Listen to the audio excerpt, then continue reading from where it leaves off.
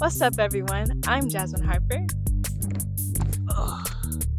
What's up, everybody? I'm Corey Ritter and we're your host of the VoiceBox. The VoiceBox is an original WNCU podcast that serves as an outlet for community members like you to connect with local businesses, entrepreneurs, and resource centers. We're here to inspire, share stories, and uplift voices. Welcome to the VoiceBox.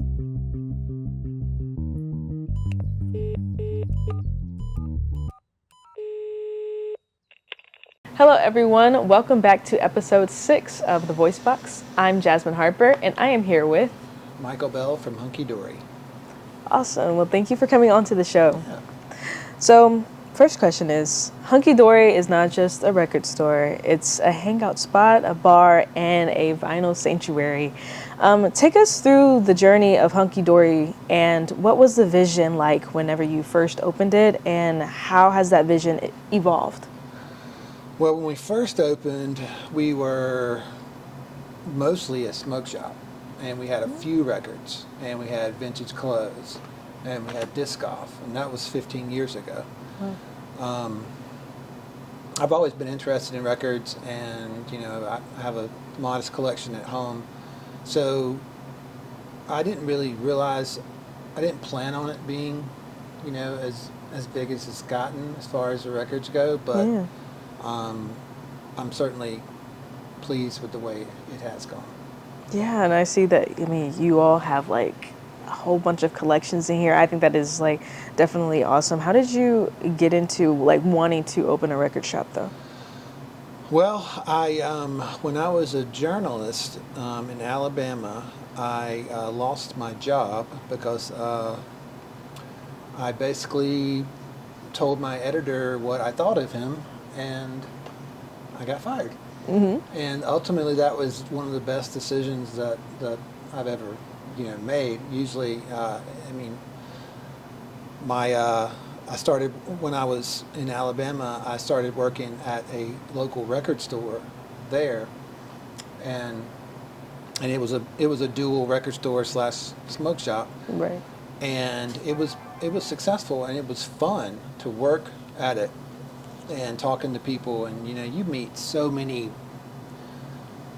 different people every day. Right. Coming in and buying records and talking about their collection and talking about their first record and what it was like and what they love about vinyl. And I don't know, I thought it would work locally, and I was born in Raleigh, so I called my dad,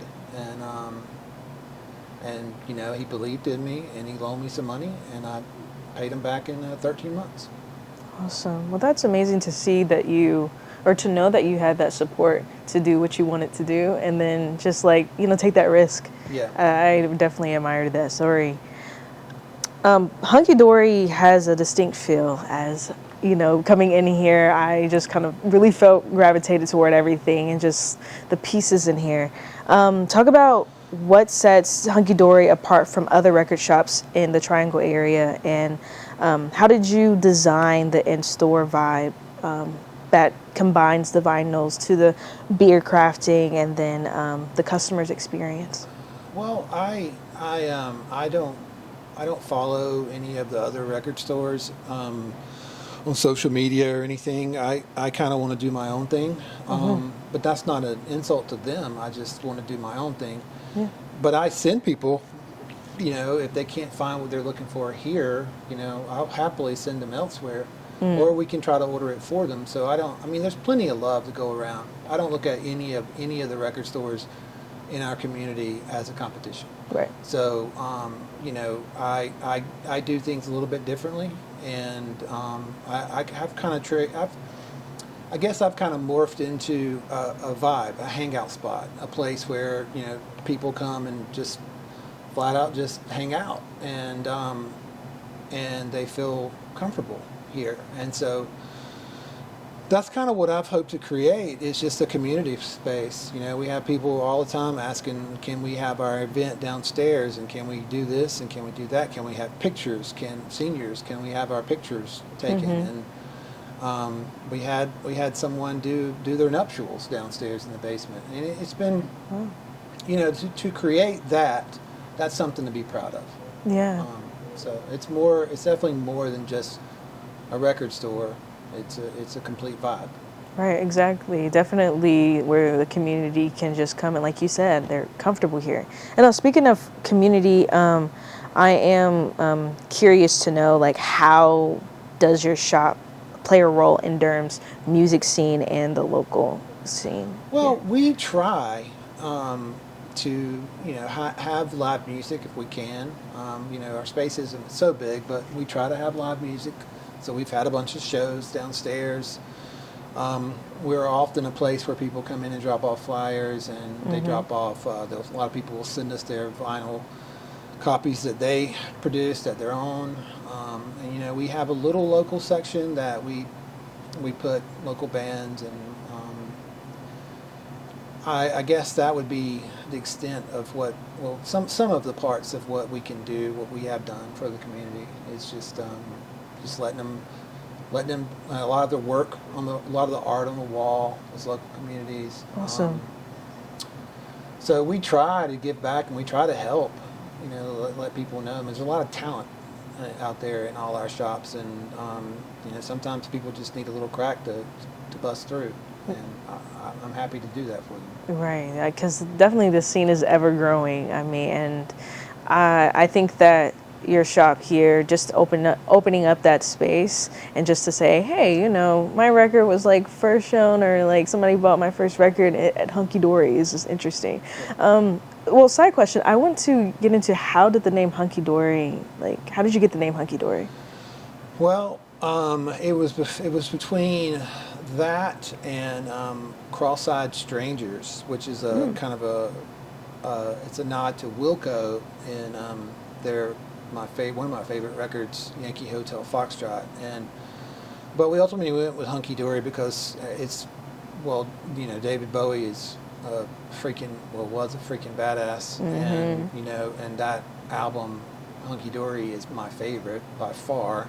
Wow. Of his, and so I guess it's kind of a nod to that, and also it's a cool slang, like everything's cool, everything's hunky dory. Right. Oh my gosh, that's amazing. Just hearing that background. I don't think I've ever heard that record. I may not have. I do. It's so good. Yeah, I love David. Okay, that's giving me a listen, honestly.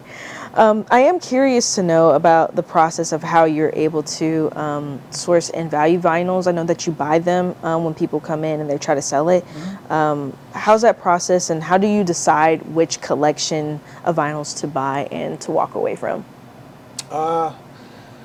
Well, that is, fortunately, I guess I've gotten better and better at it in, assessing collections in 15 years. But, we get drop-offs every week and several times a week. People coming in and bringing us their collections. And one thing that I've tried to do is my strategy now I pre-price. So I look at a collection, and if it's worth $500 for me, pre-priced, then they get half, so they get $250. And I'm not sure what other shops are doing, but I feel like that is very competitive. And I'll text people that if I pre-price something and then I get into the weeds of it and realize that it's a different variant, it's a different color, and then I will text them back and say, I owe you more money. Right. Here's this, and so I don't know. I feel like that has helped because it's complete transparency. Right. And so I mean, I get lucky sometimes when I go to a thrift store and find a record for $1 and sell it for $20. I get lucky, but I feel like by paying them what an album's worth and complete transparency, I just feel like that has really helped us develop a good word of mouth and a reputation for being stand-up. Totally. Yeah, absolutely. Oh, what is the best collection or vinyl that you ever received? Well, gosh, I've had so many collections. There's one recent one, a guy who's been coming over from Murphy. He drives from which is west of Asheville, and I don't know. I just feel like that he has brought his collection probably a few thousand in stages. He's got cancer, and so he comes to the around here to get treatment. and he will bring us his collection. We'll help him unload it and bring it out here, and it's just been loaded with rock and roll and Awesome. a little bit of jazz and a little bit of soul, but it's been loaded with rock and roll and classic rock and originals and like entire catalogs of popular bands and artists. And but you know, I got to know him and started talking to him, and I just really enjoyed just hanging out with him, and you know, ended up talking to him, and you know, scratching that journalism itch. I wrote a little story about him and into our post about the collection, and did a little story about him. And I don't know, I feel like that. I feel like adding a little content to the collection and where it came from and what it meant to someone, and you know, it's better than just saying, here. You're right. It sparks a conversation for sure, and just understanding how like music connects us all in that way, which is so cool. Well, with you having 3 locations, it's Raleigh, Cary, and here in Durham, right? I can imagine how fun but yet taxing that is. How do you, well, what has been like the challenge of you like navigating and keeping Hunky Dory like consistent as you expand? Well, there are a lot of challenges, because you have, you know, the Cary shop is much smaller. You know, it's 800 square feet, and so we have to be really refined in our selection there, and Right. it can't be a bunch of junk. You know, it can't be it's got to be selective and just good stuff.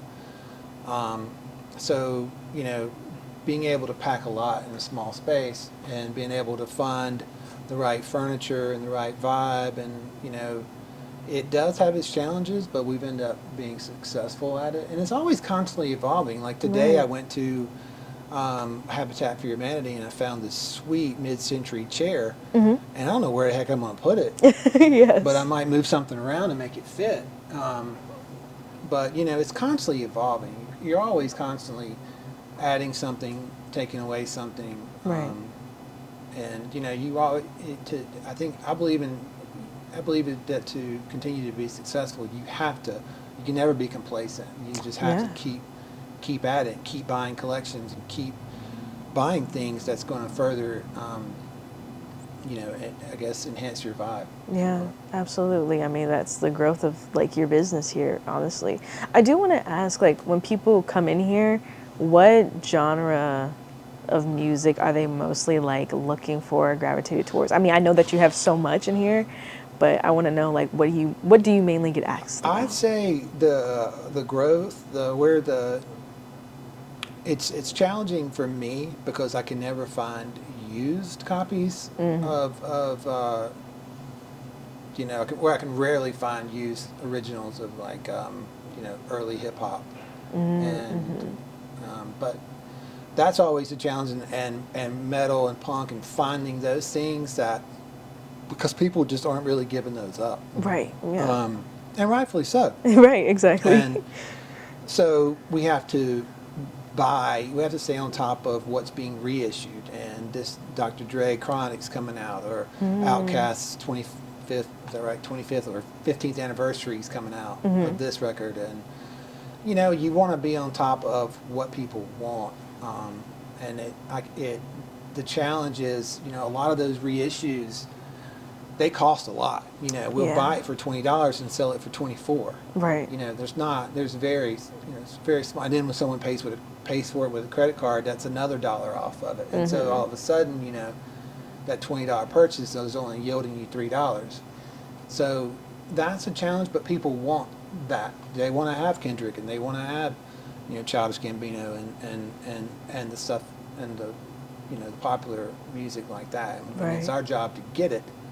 And hopefully they come in and they buy that record, you know, maybe they'll buy something else that we were able to get at a better margin. Right, absolutely. So it's about keeping that product, keeping the customer happy, constantly evolving. You know, one person come in this week and he may not like Kendrick anymore, and he may be into Miles Davis, and you may want to go out on the floor and get, and hopefully we have a copy of Jack Johnson, Miles Davis, Jack Johnson, not Brushfire Fairy Tales or anything like that.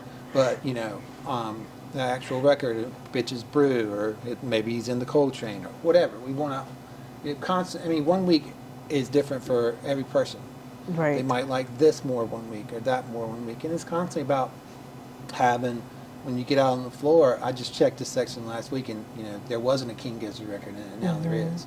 It's always trying to stay on and keeping that stocked up. Right, absolutely, yeah. I mean, it's so interesting to know that, like, I mean, you guys are kind of like around like the college area, like where you're located, and it's near Duke, and I know that probably a lot of young individuals come in here. Like, how often do you, I guess, see young people come in and they're looking for a record that's probably as old as they are? Like, how do you feel about that? Well, first off, I hope that we have it. Yeah. But Friday, Saturday, and Sundays are really busy, and that's when students and people get out and shop. And Right. so, on Mondays when I'm here, I'm going through collections and assessing collection drop-offs, and then I'm also restocking. And so I'm going out on the floor and finding out what we need. So the goal is to always have it, but it's Totally. it's hard. Yeah. It's hard because you just and then by the time you are able to order it, if I were to order it today, this morning, it would be in stock. If I wait until 3 p.m., oh man, it's on back order already. And so it's a challenge, but it's one that we embrace because we always try to have something good. Right, absolutely. And last question I want to ask you, what is you guys have been here for, you said 15 years? So I can see that Hunky Dory can just go on as long as you will allow it to. What is your goal or your future goals for Hunky Dory? Where do you see it going? How do you see it expanding? And also, like, what advice would you give for entrepreneurs who are trying to start their own business? The future of Hunky Dory, I don't know. I would love to open several more locations. I would love to open one in Charlotte and Wilmington, where I went to school, and another one, Asheville. I don't know. I would love to open more. I mean, but with that comes its challenges. I can't, I have 3 kids now, and Yeah. I have, I'm coaching my son's basketball team, and so on Sundays, I'm actually researching videos and looking at how to better do a box and one, and I'm doing these things that are essentially detracting from what I could do as a business owner, but it's also fulfilling. It's fun to see your kid go, have 0 points last week, and then yesterday he hit. I counted 12, but he swears it was 18. Oh. So I don't know, but I don't know where it was on that, but to be a part of that, and any entrepreneur, I think you want to be as successful as you can, and I do believe we have a good business model here, and I believe it's got a lot of potential to get bigger and better. So it's just finding the right people to run. Right now, we have like team leads, but 95% of the operation of every single shop is me. Yeah. And so if you have 3 right now, and what would that be like if you had 6? Right. Yeah.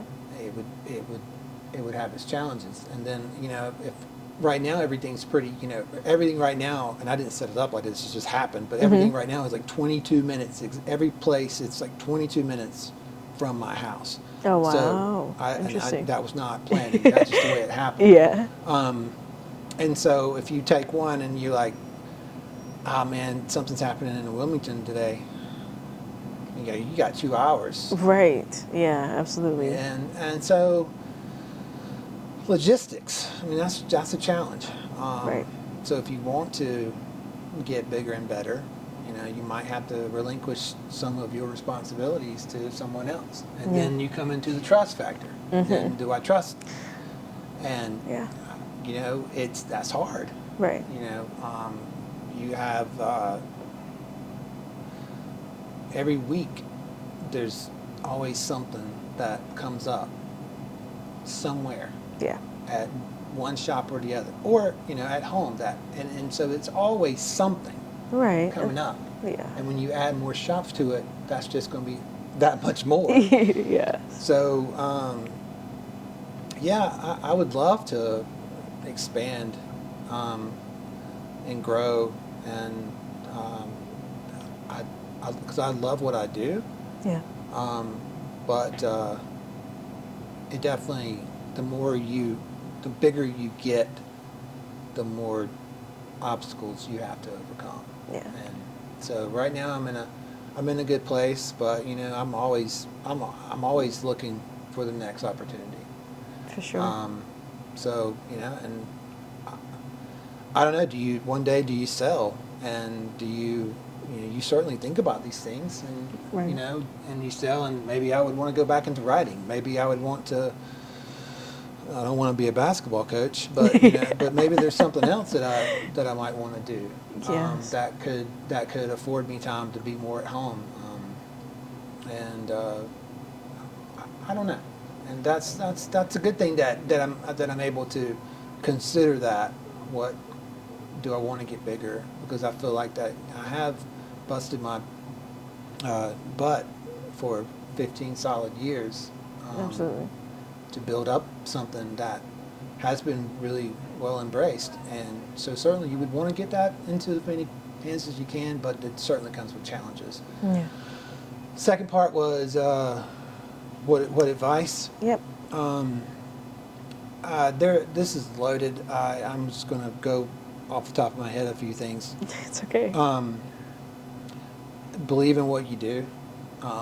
Believe in, don't get into something that you're putting forth minimal effort. You want to be able to go into something with all your might, and really be dedicated, and really try hard. Mm-hmm. So my advice would be to find something that you really are passionate about, where you don't feel like there's work involved. Like, there's some days where I'm coming in here and I'm spinning records, or I'm pouring beer and laughing behind the bar, and I'm just like, this is freaking awesome. Right. And I'm getting paid to do this. Yeah. So, that's what I would say, that's one of the great perks about being an entrepreneur, is that you are your own boss. Mm-hmm. And so that has helped. And so I would say, be passionate about what you're doing. Being honest with people, and being straightforward. And you might hurt someone's feelings when they come in and they think that their Elvis collection is worth $5,000 because someone on eBay was selling some really crappy Elvis record for $500, and they have 10 of them. But I'm like, Miss, I'm sorry, but this record's going to go down in the basement for $1. Mm-hmm. And, you want to, you try, but sometimes you have to. So it's hard sometimes when people come in and they got this collection of stuff, and you dig into it and it's just hot garbage. Right. Yeah. But it's their hot garbage, and they listen to Ray Conniff and Manavani with their parents, and they loved it. But I'm sorry, but that's just not. No one's going to buy that. Mm-hmm. And it's going into the basement for $1. Yes. And so they're like, oh gosh, they thought they had something, but they don't. And I'm sorry to hurt your feelings or disappoint you, but I can't. I'm not interested in this. Yes. So I kind of ventured off a little bit. It's okay. More entrepreneur stuff? Is that what you're asking me about? Well, just that advice, that you're giving, and just being, like you said, sticking to your passions, and, being candid and open. That's how you got here, where you were just being honest with your boss. And, if you weren't, then you wouldn't have this successful You want to business. be honest. That's just, and sometimes that's going to hurt someone's feelings, but you know, You have to do it. but you, Transparency is important. transparency in this game is very important, and because it's word of mouth. I mean, Right. if someone comes in and they drop off their collection that they were thinking they were only going to get like $100 for, and then all of a sudden I'm texting them saying, "Hey, this is Bella Hunky Dory. Your collection's worth $800 to us, so you get $400," and they're like, "Whoa!" Yeah. Like this one guy sold me all those original hip hop records that are still sitting on the wall. Oh, And, wow. You know, Yeah. he came in and he just thought it was going to be like maybe $100 or two, and then I hit him with like $400 or $500 for this collection, and he was just like, the next week he's back in here again. Yeah, with those his are stuff. classics. Yeah, they're sitting up there, gosh. but you know they'll move eventually, Yeah. and they're, you know, we try to put the premium on customers in the shop getting first dibs, and first crack at the good stuff, Right. and hopefully, you know, that will lead to more people coming by because they know that this guy at 9th Street really treated them well. Yep. Exactly. Yeah, having that great customer service too as well, and you know, just, I mean, the items that you have here, I mean, it's just fantastic. And again, I just want to say thank you for coming and interviewing with You're welcome. us. I mean, the advice that you gave, the candor, I definitely do appreciate that, and I know the VoiceBox audience will appreciate that too. Okay. All right, thank you all so much. Stay tuned for the next episode.